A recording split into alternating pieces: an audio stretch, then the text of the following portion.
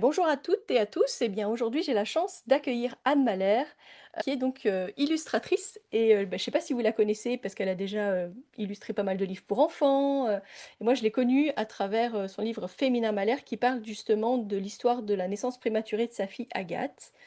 Et aujourd'hui, en fait, je vous la présente et j'espère que ça va vous plaire parce qu'elle, propose beaucoup de choses, en fait, autour de la parentalité, de la vie des familles et cetera. Et puis depuis peu, en fait, elle s'est lancée aussi dans comme l'illumination, la sublimation de vos empreintes placentaires.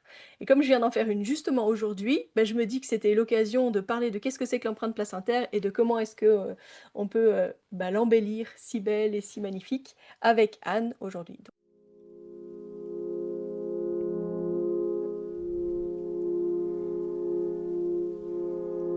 Bienvenue sur Sage-Femme Authentique, le podcast qui ouvre les portes de la connaissance et de l'empowerment en matière de naissance.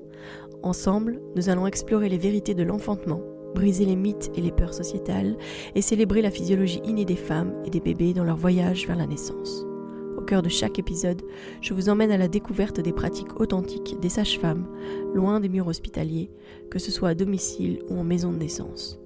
Je suis Mélissa Chambard, sage-femme et maman de 5 enfants, et ici je vous partage mon expérience, mes conseils pratiques, mes découvertes, ainsi que des histoires inspirantes de parents, de sages-femmes et de professionnels de la périnatalité.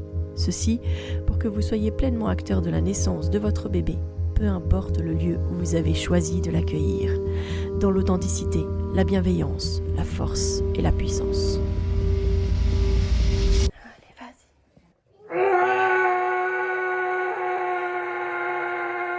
Bonjour Anne.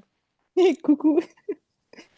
Écoute, est-ce que tu aurais envie de te présenter un petit peu justement pour expliquer, ton parcours et qu'est-ce qui t'a amené à avoir cette envie peut-être justement, d'embellir les empreintes placentaires? Qu'est-ce qui t'a, dit: «Ah tiens en fait ça serait chouette», et un peu de créer ce que tu as mis en place? Parce que j'ai été voir un petit peu, sur ton compte, comment est-ce que tu faisais ça et je trouve ça vraiment très beau.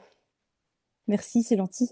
En fait, moi, j'ai 2 enfants de 8 ans et 1 an maintenant et pour mon deuxième, j'ai accouché à la donc moi, je suis en France, j'ai accouché à la maternité, donc classique et tout ça, et j'ai été suivie par une sage-femme, le suivi global, comme on dit.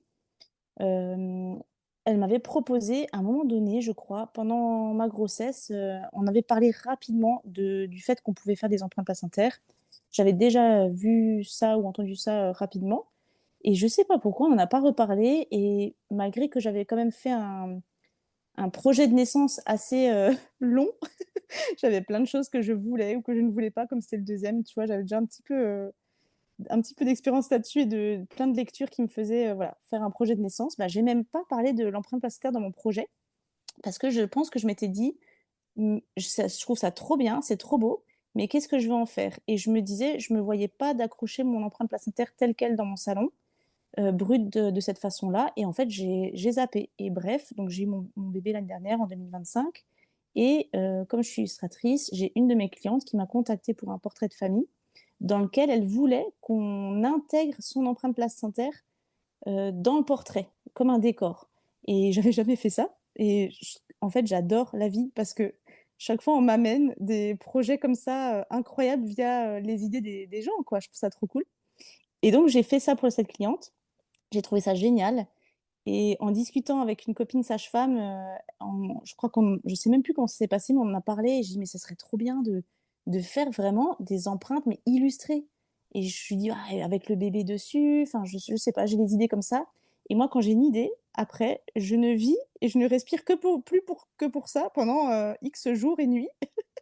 Donc je ne dors plus parce que je suis trop surexcitée par le projet et donc en quelques jours, j'ai monté ça. J'ai fait des tests, justement avec ses empreintes à elle, j'ai pu m'entraîner, on a pu faire des tests et voir ce qui lui plaisait et tout et c'est là que j'ai créé Empreinte de vie, où vraiment je prends l'empreinte, placentaire de la maman et je la personnalise, quoi.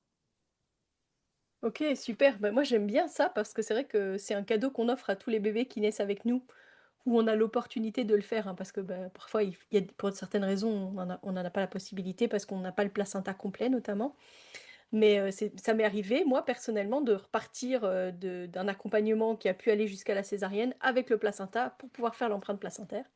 Donc, clairement, c'est quelque chose qui est très simple à faire et beh, je dirais même qu'en fait, même en France, parce que je sais qu'en France, on peut pas emmener son placenta, c'est quelque chose qui est interdit, par la loi. Ben, en fait, on pourrait très bien juste venir avec, son papier, à dessin, donc c'est pas juste une bête feuille blanche en général qu'on utilise, on utilise un peu, un papier Papier texturé. canson. Mmh. Voilà, un papier texturé qui est là pour un papier de dessin et un peu cartonné comme ça et puis on vient appliquer, sur le placenta. Donc de mon expérience et de ce que j'ai encore fait ce matin, c'est bien de faire au moins 3 empreintes parce qu'en général la première elle a trop de sang et ça fait une grosse tache. Bon, c'est beau mais on voit pas grand-chose. La deuxième en général, elle est un peu mieux et la troisième on voit beaucoup plus les petits dessins des vaisseaux et cetera. Donc on voit beaucoup plus ce qu'on recherche, hein, c'est cette image un peu de l'arbre comme ça, de l'arbre de vie. Donc c'est vrai qu'on peut le faire facilement et c'est, quelque chose, bah, qui est beau en soi, voilà. Je sais qu'il y a des gens qui mettent de la peinture aussi, qui font des choses avec de la peinture, pour, essayer d'embellir les empreintes placentaires. Mais du coup, je trouve ça génial parce que comme tu dis, en fait, bah, afficher, j'ai une maman qui s'était un peu fâchée parce qu'elle imaginait que l'empreinte resterait rouge, notamment, parce que quand tu fais l'empreinte, bah, c'est le sang, donc en fait, elle est rouge, rouge. Et puis en fait, quand je lui ai redonné le lendemain, parce qu'en fait, je la fais, je lui montre, puis je la mets à sécher, je vais pas lui donner tout de suite le papier. Je lui rends, le lendemain quand elle repart ou quelque chose comme ça. Eh bien, forcément, l'empreinte placentaire, le sang avait séché et l'empreinte était devenue brune et elle était: «Ah mais en fait, c'est moche, c'est pas ça que je voulais». Je suis: «Ah bah» donc peut-être que si elle écoute ce podcast, elle pourra prendre contact avec toi pour embellir son empreinte placentaire, sachant que, bah, voilà, en plus, elle peut y mettre toute l'histoire de sa famille, et cetera, parce que, voilà, elle avait une histoire assez atypique. Mais je crois que, bah, en plus de ça, ces empreintes placentaires, c'est beau, mais ça a tendance aussi à s'oxyder, à s'effacer. Bon, nous, on dit toujours aux patientes et aux couples de fixer les empreintes placentaires parce qu'en fait, le sang s'oxyde et finalement l'empreinte s'efface petit à petit. Mais que du coup, bah, voilà, on peut aussi, faire, avec toi. Donc du coup, est-ce que tu pourrais nous expliquer comment est-ce qu'on procède? Parce que du coup, je me demandais comment est-ce qu'on faisait? Est-ce qu'on t'envoyait l'empreinte placentaire, par la poste? Hein? Ou comment est-ce que tu faisais ça? Ça je pense que c'est important que tu en parles. Oui, alors déjà trop intéressant tout ce que tu as dit. Parce que, oui, déjà moi ce que je conseille en premier c'est de toi tu parles de fixer les empreintes et ça m'intéresse aussi parce que je me demande qu'est-ce que vous mettez sur les empreintes pour les fixer? Parce que c'est pas comme un dessin, moi la peinture on peut mettre des fixatifs, mais tu vois, c'est déjà intéressant. Puis après moi je dis toujours de prendre en photo ou scanner ou les 2 parce que l'empreinte, c'est déjà arrivé à plusieurs personnes qui m'ont contactée, que leur empreinte était quasiment, c'était effacé quoi. Bah oui, Même c'est à cause de ça. même à l'ombre, même dans un livre, même dans un tiroir, dans le noir.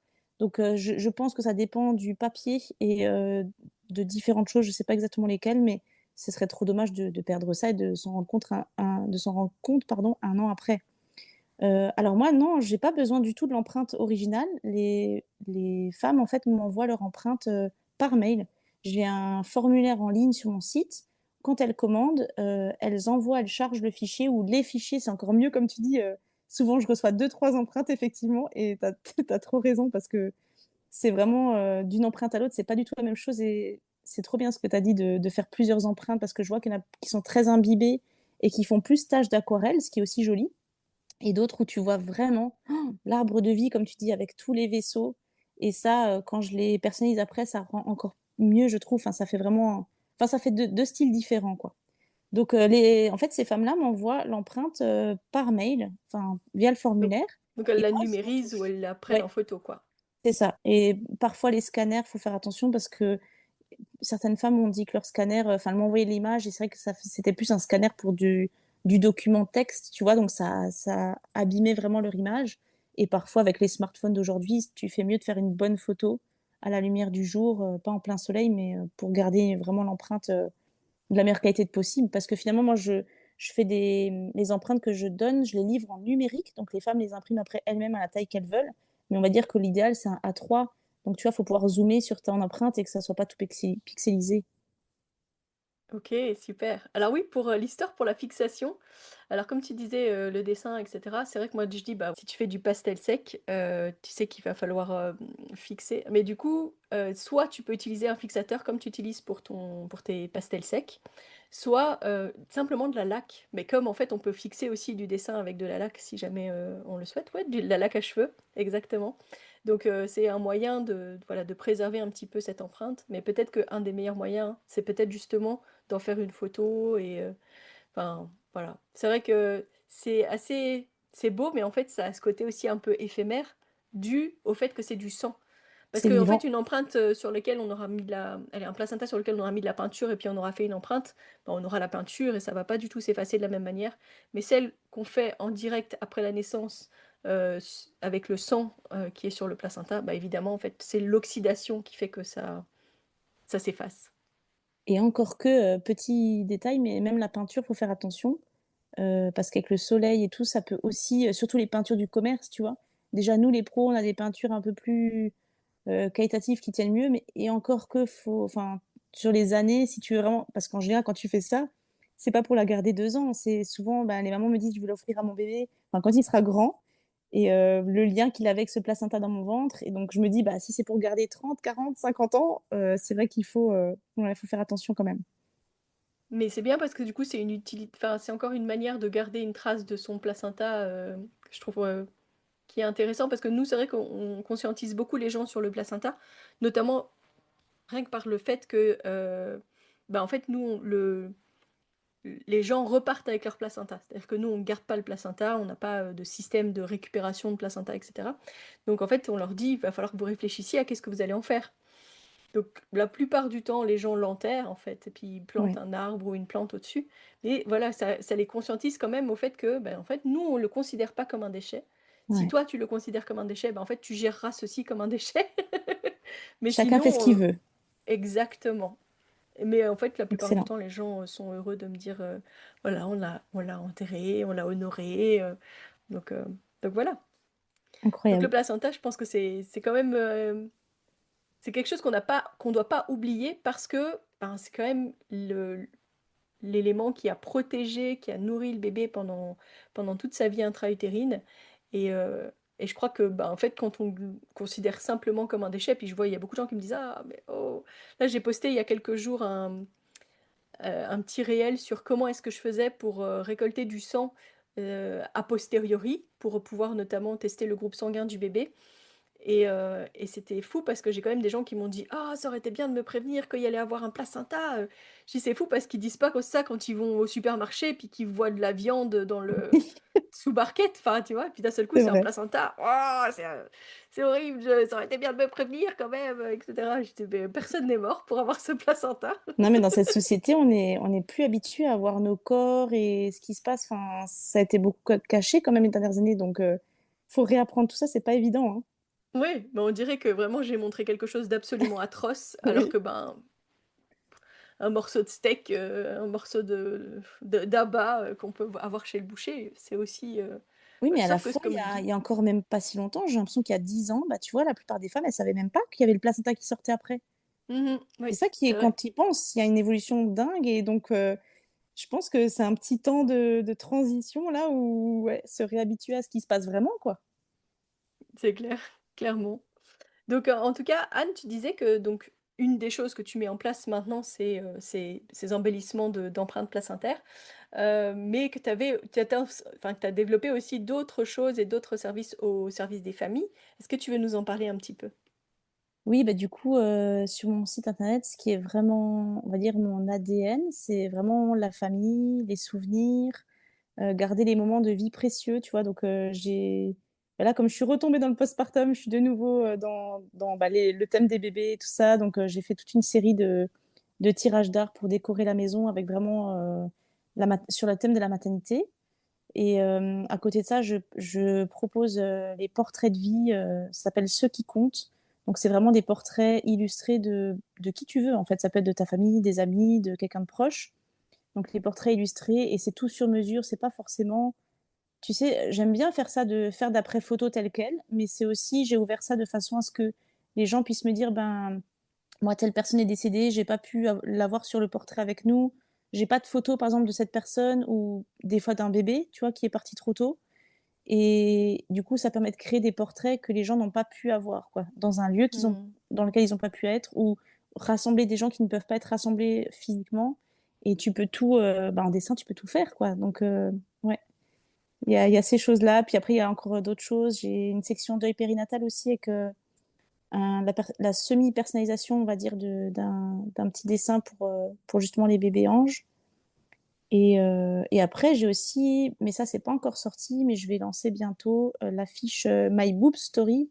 C'est une affiche d'allaitement, tu sais, où vraiment chaque femme pourra cliquer. Il y aura environ, je pense, une quarantaine de dessins.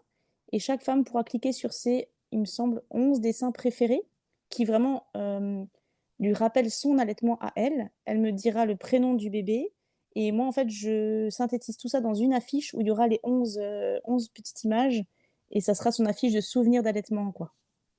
Parce que moi aussi, je cherchais, en fait, à chaque fois que je fais quelque chose, c'est soit quand une cliente me demande, soit quand moi j'ai un besoin.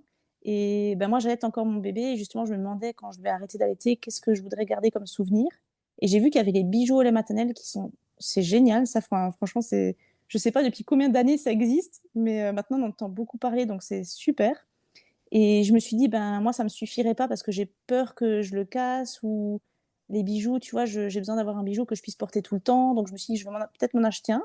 Mais à côté, j'avais aussi besoin d'un souvenir plus concret de comment c'était l'allaitement, tu vois? Donc j'ai fait cette affiche pour vraiment, l'allaitement, c'était quoi? C'était, il y avait des trucs chouettes, genre des sourires, des rires, des cabrioles sur, tu vois, sur toi quand tu allaites, des câlins. Mais il y a aussi, par exemple, la montée de lait douloureuse, moi j'ai eu des trucs, enfin voilà, comme plein de femmes qui allaitent, les débuts, c'est pas toujours évident. Et du coup, j'ai tout synthétisé ça et je me suis fait ma propre affiche. Comme ça, c'est là que j'ai eu l'idée de me le proposer aux autres femmes. Chouette. C'est beau aussi comme, souvenir effectivement à s'offrir, bravo à toi. Mais donc si Merci. les gens ont envie de découvrir ton travail, on pourra mettre en lien dans la description de l'épisode, ton site internet pour qu'ils puissent aller découvrir tout ton univers et faire appel à toi. Peut-être aussi pour d'autres projets qu'ils vont imaginer avec toi en disant: «Ah ben moi j'aime bien ton univers mais Oui, j'aimerais faire ça. Est-ce que tu serais ouverte pour faire ça?» Voilà. c'est ça qui est bien, c'est qu'avec le dessin, tu peux tout imaginer, quoi, tu vois? Il y a pas de limite. Et j'aime rappeler qu'aujourd'hui, à l'ère du numérique et de l'intelligence artificielle, faire appel à des artistes, des vrais, ça a tout son sens et que, heureusement qu'on peut, justement aller soutenir des gens comme toi. Donc, voilà, si jamais les gens ont envie de travailler avec toi, ils peuvent aller regarder dans le lien en description de l'épisode. Mais en tout cas, merci Anne, parce que, je trouve que, ce que tu proposes est vraiment quelque chose que moi j'avais déjà vu quelqu'un qui m'avait proposé ça parce que quelqu'un a embelli, une des empreintes placentaires d'une de mes filles. Heu, mais je trouve que c'est très rare, pas connu et que ce que tu proposes, notamment voilà en personnalisant ça, pour chaque famille, chaque bébé, a tellement, c'est tellement précieux en fait.